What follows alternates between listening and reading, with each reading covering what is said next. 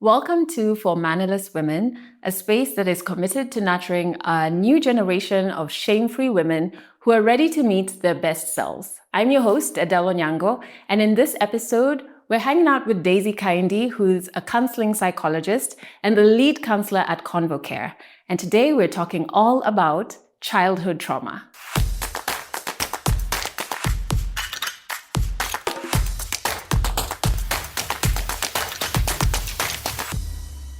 So first and foremost, Daisy, thank you for always making time to come and talk to us as a community about all things therapy, healing, and wellness. And yet, for just sharing your expertise with us. Wow. So in this episode, why I've invited you is talk about something that we see come up a lot, either on our healing journey, on social media. And I'm not sure we have a good handle or definition of it. Yes. Childhood trauma, right? In the African context, Yes. you sometimes will hear how people talk about how they were disciplined by their parents. And I'm like, were you a prisoner? Like, what's happening? Sounds very traumatic, but it's normalized, right? Or like for me, growing up in a home where my dad was physically abusive to my mom, because there were so many homes that had that, again, it seemed to be very normal, right?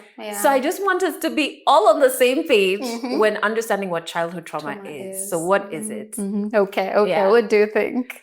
I think it is a traumatic childhood. Okay, I'm gonna throw some words out. It's safety. So anything that threatens the safety of a child, be it physically, mentally.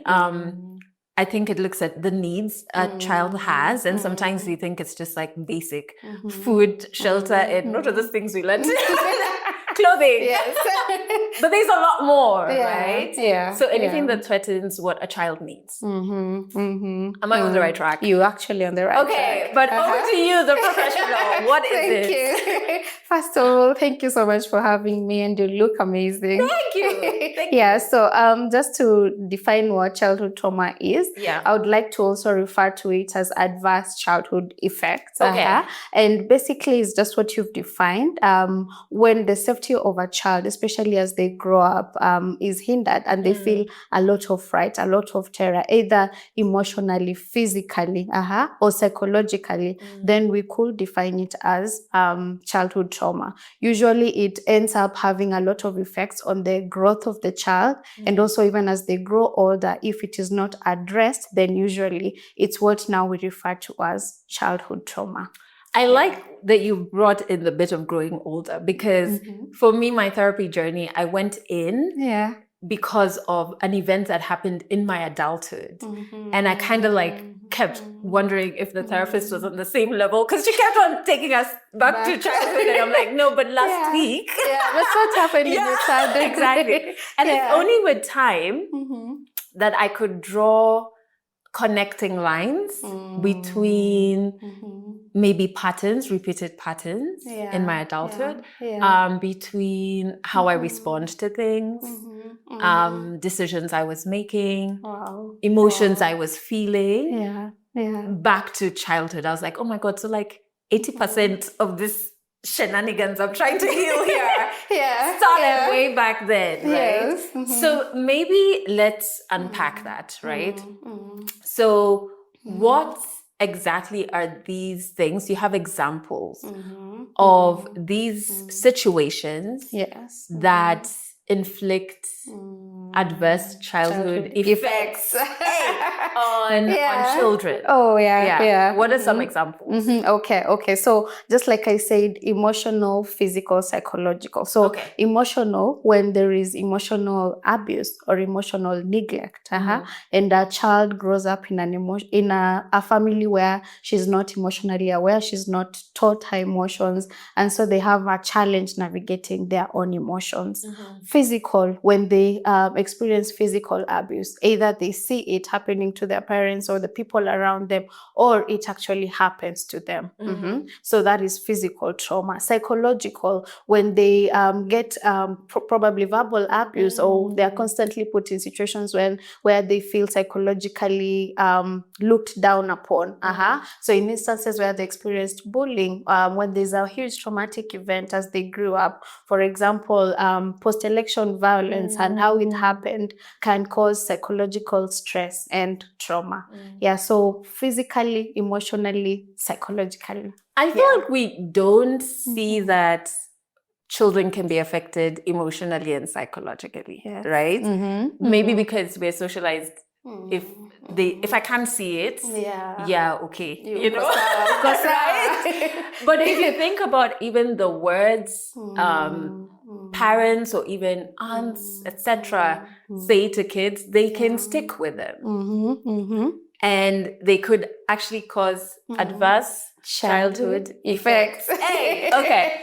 So what is some of, for example, for me, when I went to therapy, some of the things that surprised me about my behavior now as someone in my 30s, you know, still stemming from things I learned in childhood because of the environment where my dad was physically abusive, right? So I loved having guests over or when we were not in the house, because then it's kind of meant to me like my dad will behave, right?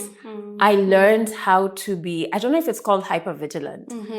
Like I can sense. And hypersensitive. Yeah, like I'm like, because his was, he would drink a lot and there would be a switch. Wow. So I learned to, like, the switch is coming, it's coming, it's coming. And oh my God, I wonder is he just going to sleep or is he going to, you know? And so now in adulthood, it's almost like I'm learning how to just relax around people. Like if your tone dips or something, I'm like, okay, is everything okay? And am I going to be okay? You know? So even just being in my home alone and enjoying that, I was like, I'm only learning that now, because even in my 20s, etc., I was still carrying on things I learned for survival as a child. So could you maybe like unpack that? Like, is that, are there other, should I call them survival personalities and tactics that you learn as a child that you keep doing as a grown-up? Okay, so just to mention that our brains are very powerful and very smart. So in a traumatic environment, your brain basically tries to protect you. And so I'm going to talk about three responses. First of all, your brain could respond by fight, then there's flee, and then there's freeze. So fight could be seen, if we're talking about childhood, a child who is aggressive, who is a bully, for instance, could be responding with a fight response. Their brain feels like the best way they can protect is by fighting back. We need to fight back. And if you look at it, even as you grow up, if you actually don't address, you'd find that most of the situations that you find yourself in that are similar to that experience in your childhood, you end up responding to them by fighting. The next one is fleeing. So a child who is who likes to evade things. So for example, they keep on running away. They I once spoke to a teenage client who kept on running away from schools and changing schools. Basically, that is the flee response. And then now there's the freeze, where the child is completely unaware and not present even in school. There's low concentration, lack of focus. So that is the freeze. Usually, most of the times when they need to respond, they don't respond because they're in the freeze response. Usually, even in adulthood, you'd find now when there is an argument, instead of getting back or addressing conflict, they either just keep quiet. So that is now the freeze response. And and then does your brain get so used to keeping you safe that even when you're out out of that unsafe environment, it's still like, exactly, yes. So your brain gets used to it to the point that even when you're safe, it still gets into that response. So even when you need to, generally, even sometimes when you actually need to protect yourself, because your brain transmitters have been shifted a bit, then you find yourself not actually even protecting yourself, because you've gotten used to these responses so much. Yeah. And so when you look at childhood trauma, before we even get to how it comes along with us into, like, let's say, intimate relationships, before we leave the childhood era, as a lastborn, I want to know more about this firstborn daughters. In an African home, because I see them talk a lot online, and it's almost like not sharing. They're just like, hey. Like, let's not talk about it. And I'm just like, no. What did you experience? It sounds like there's trauma there. So in, like, the African family, if we contextualize it in the typical African family, do you see a situation where firstborns do receive a lot of things that could end up giving them adverse childhood effects? So most of our African families are actually dysfunctional. And you want to say... You guys don't know. I wouldn't want to generalize. I'm sure there are very many beautiful families in Africa, but a couple of them are close-knit, dysfunctional families.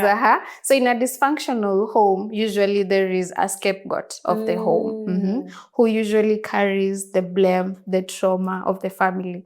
And so it's easier to blame them because the family has appointed them to be the scapegoat. And it's a manipulation tactic of the parents. So they try to make this person the scapegoat so that the others do not feel like do not see what is happening in the home. So I think with what is happening, and maybe with every situation it's different, but I could say that perhaps you'd find most firstborn daughters being this scapegoat in that home, where they carry the pain of the home. They're the ones who are blamed for many things. If you don't do this, you have to be an example to the rest. So I think to explain it psychologically, it's just that in a dysfunctional home, with the poor communication, with everything that is happening in a dysfunctional home, usually they look for one person they can put the blame on. And I think also sometimes they're even parentified. Is that a word? So it's like they're deputy parents. Exactly. And I'm like, so do you even experience a childhood? Because like you're checking people's homework, and you're like making sure your younger people have, younger siblings have eaten. Okay, so now when we get to adulthood, one thing I experienced is like in intimate relationships, this damn childhood trauma thing still finds its way in there. Sadly. And it's like, oh my God, can you leave me alone? So what are the ways, just off the top of your head, in which childhood trauma comes with us into our relationships? Like, what does it influence? So for that, I actually brought an illustration. Can I use... As long as we're not playing football, I'm good. Okay, so I'd like to use you an example. Okay. Is that okay? I'm good. I'm ready. Okay. So I have 3 balls over here.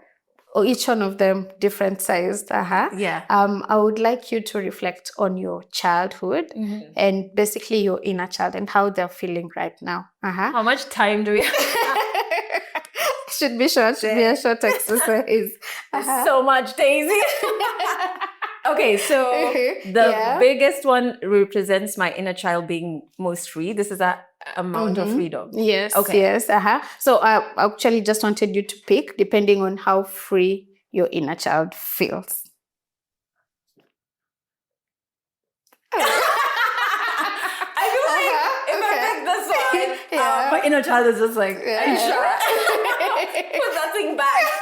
I would say this. Okay. I think I would have picked that as well. For me? Yes, for me. For you? Yes. Okay. Okay. Yeah, because so what would cause my inner child to be bound up? Because this is like lowest amount, like probably no freedom. So this inner child is unheard and listened to. And in adulthood, it seems like the grown person does not look to see what the inner child feels. Mostly hidden because it's small. It's easy to hide. Yeah. Until you can't. Yes.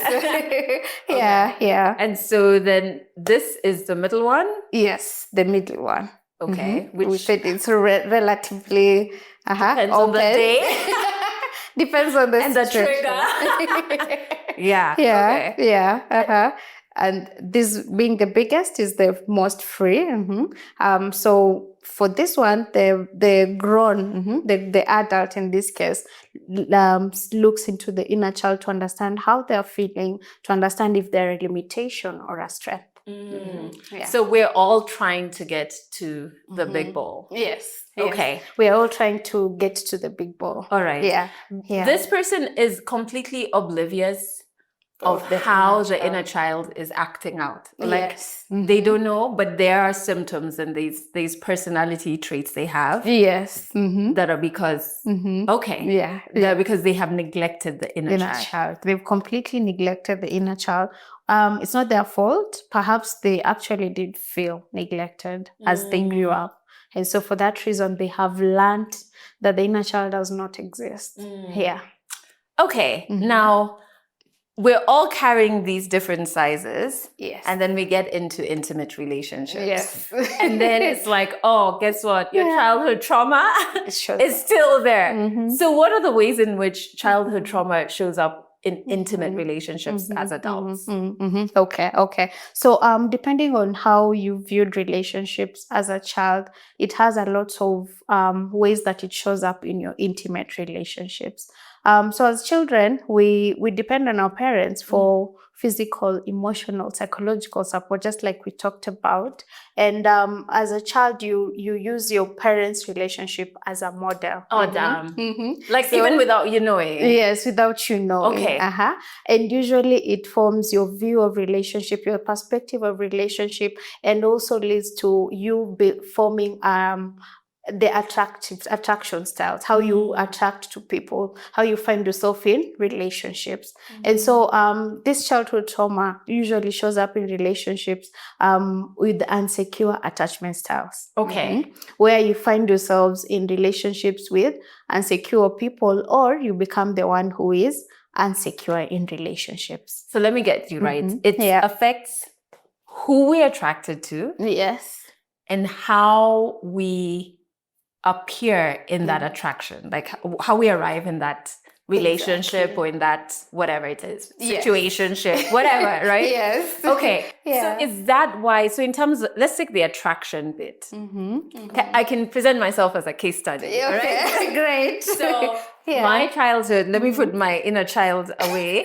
My childhood, I have this father who is abusive, and my mom finally leaves him. And then I see like thriving and blooming from her leaving, right? Wow. But obviously then there's like father wounds and issues that come along with it. So what do you think how do you think that would affect who I'm attracted to? Yeah. Okay. So with the fact that your mom left and she bloomed from that relationship, number one, it affects how you view relationships. It creates a perspective.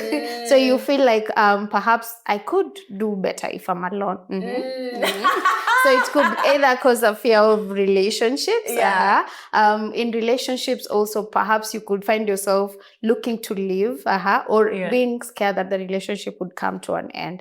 And also with the fact that you had an abusive dad, then it means that you how you view men as a whole is that there is a lot of fear. So you find yourself getting very fearful in relationships, and this could lead you to being an anxiously attached person in relationships. I don't know why you laugh. Why are you shouting? Why are you shouting? Yeah. Anxiously attached Yes. person. Okay. Yeah. This is true. I say this is a safe space. We're going to be honest. This is completely safe. This is very true. So anxiously attached. That definitely, as I work my way to being more secure, I feel like that's very true. Like there is a heavy fear of abandonment. There's points where I feel like, let me abandon first. Or there's that, and then there's also, we're laughing about that, and these are serious things. There's that, and there's the element of anything looks like abandonment. Because my brain is like hyper vigilant. Like any small thing, it'll round it off to like, and that means abandonment is coming. So like, stay ready. Yes. It could be a missed call. Wow. I've gotten so much better, but like I don't know if I was not in therapy if I'd have been able to like catch it. You know? So you're spot on with me. Please, let's talk about other people now.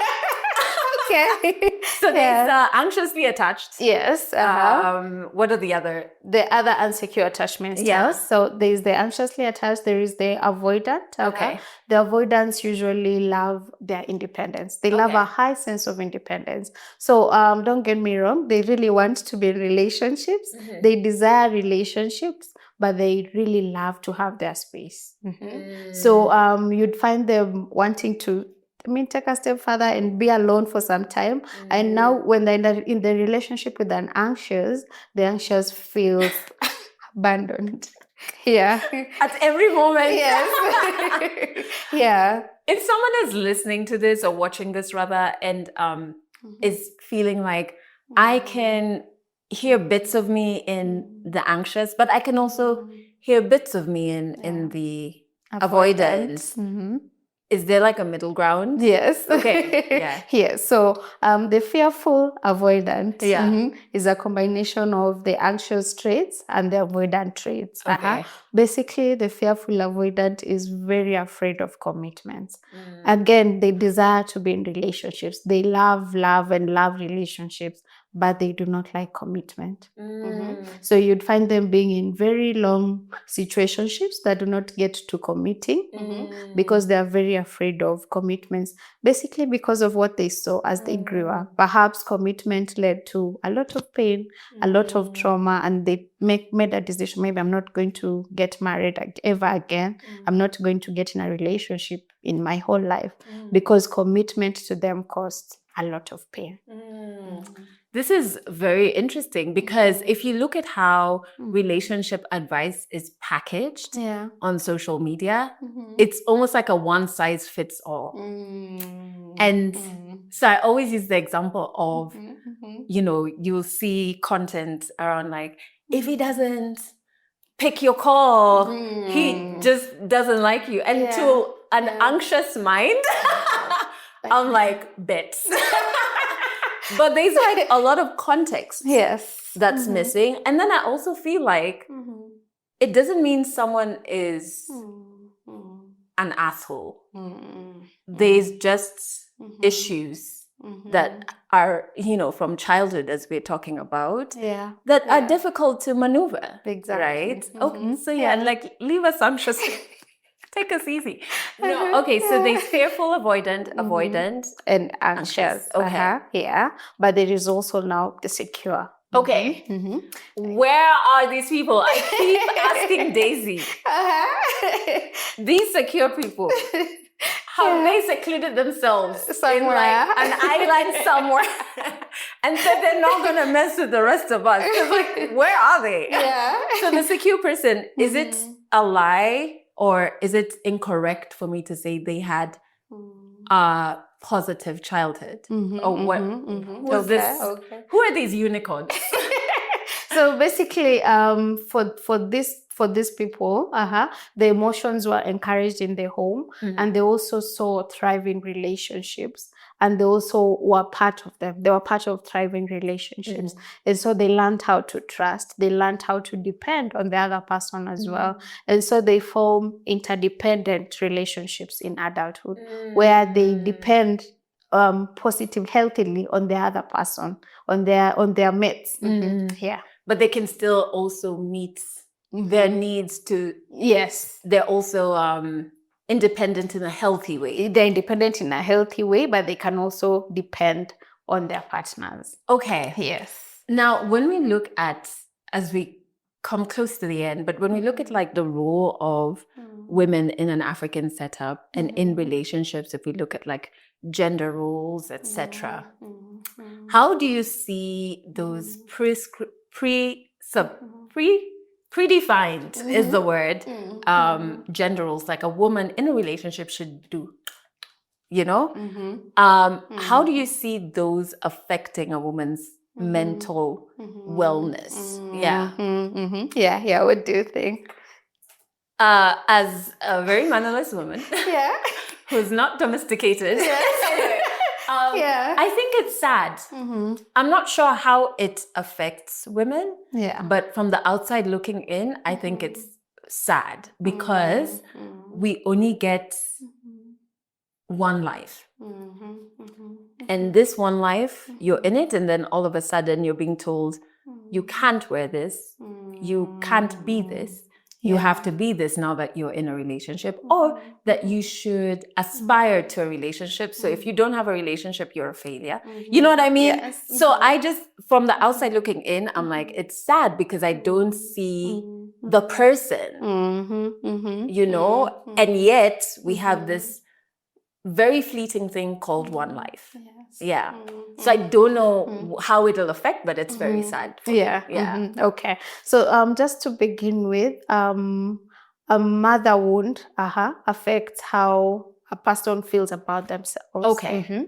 And I'd like to point this out because unhealed trauma usually is transferred trauma. So if you're looking at the African perspective, there are a lot of traumatized people who have brought up many children who are also traumatized and passing it on to the next and the next generation. Luckily, we are currently having these conversations. So there's a lot that has been passed from our parents who are not aware of what they were going through, or even not self-aware, and so it caused them to transfer a lot. And so societal norms, for example, marriage, where women have this thought that every woman has to get married. And so women this affects them. So you find that when someone is not married by the age of 27 or 28 or 30, they begin to feel pressured. And for that causes anxiety, depression. And also with the fact that there is a lot of stigma around mental health, you'd find that issues like postpartum depression is not talked about because you're asked, everybody wants to have a child. This is what you're here for. Why are you sad about the one that you have? And also issues like anxiety and depression. There's this normal thing that goes around that you're told, jikaze tu, be strong. Strong. Jikaze tu. So it disallows women to actually be open about their mental health. So in closing, I want tips on how, as women who are on a healing journey, how can we get closer to the blue? That sounded so wrong. Blue ball. This is not that type of show. How can we get to the blue ball? Okay, maybe let me just say we are talking about this blue ball. Adelle, you've done a lot of work. What are some of the tips? Oh my God. I think you have to, it's scary. Because you have to open dark rooms in your mind that maybe you've not wanted to go into. But like, I think coming to the other side, I'm like, there is light once you work through that, do they call it shadow work? Once you get through it, like there's so much light, there's so much clarity. So I would just say like, it's difficult. It being difficult, like the beginning steps of healing, being difficult doesn't mean you shouldn't do it. It is going to be difficult. Also because childhood trauma forces you to see people who are so instrumental in your life, sometimes not in the best light. And you'll feel guilty. Like, it's only now I can openly say the bad traits my dad had. For a while, I'd be like, don't talk about my dad like that. You know what I mean? Like, you don't want to accept. So it is difficult, but it is worth it in the end, because you're kind of like reclaiming your life and the power over your life. So I know that's not a tip. It's like I'm a cheerleader, like cheering you on. But I think that's the first one. The only other thing I'll say is boundaries. Hey, Daisy. Boundaries. I feel like, especially for women in the African context, because we are kind of like praised when we don't have boundaries. It's like you're a good woman when you allow people to take and take and take, right? I feel like once you learn how to have healthy boundaries, like that's a game changer. Yeah. Those are my only 2 tips. Wow, inner work and boundaries. Yes, Awesome. Am I on track? Yes. Okay. Yeah. So I'd like to say that the inner child in us is alive. She comes out sometimes as a limitation, sometimes as a strength. And it's very important that you notice what your inner child feels like. And this you can only notice by doing a lot of self-work. So self-work would look like reparenting yourself, basically giving yourself what you missed as a child. If you were punished a lot as a child, loving yourself more, loving yourself 4 times more than the love that you received from your parents, being present for yourself, being self-aware. That is basically reparenting yourself. Number 2, just like you said, a lot of inner work, seeking support, for example, looking for therapy so that you actually process and join the dots, because at some point you actually need someone to guide you so that you can notice that this dots connects to this and this and this. Exactly. So actually seeking support so that you can notice what the inner child might be feeling. Setting boundaries, just like you said, is very important. It's difficult in our context, but it's still as important. Yes. So setting boundaries is number 1, not putting yourself in environments that would continuously hurt you. Also understanding yourself and understanding what works for you, what doesn't work for you, because you cannot set a boundary without actually understanding what works for you. So, and also just learning to say no. When you're required to say no, you are comfortable with saying no. That is that no. And knowing that it's valid.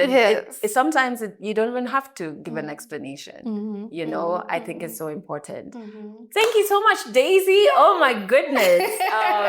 For helping us understand childhood trauma and how it's showing up in our lives, in our relationships that matter to us. And so you're doing this work on yourself, not only for you to have a more peaceful, clear life, but even the relationships that matter to you will actually bloom because you arrive in them so much better, right? So thank you so much.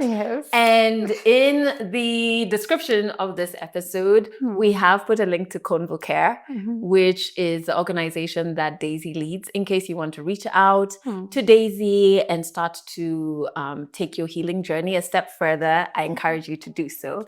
Make sure that you drop your comments if there's something that resonated with you or you connected with in the comment section, and subscribe so you do not miss the next episode of For Mannerless Women. Oh, wow.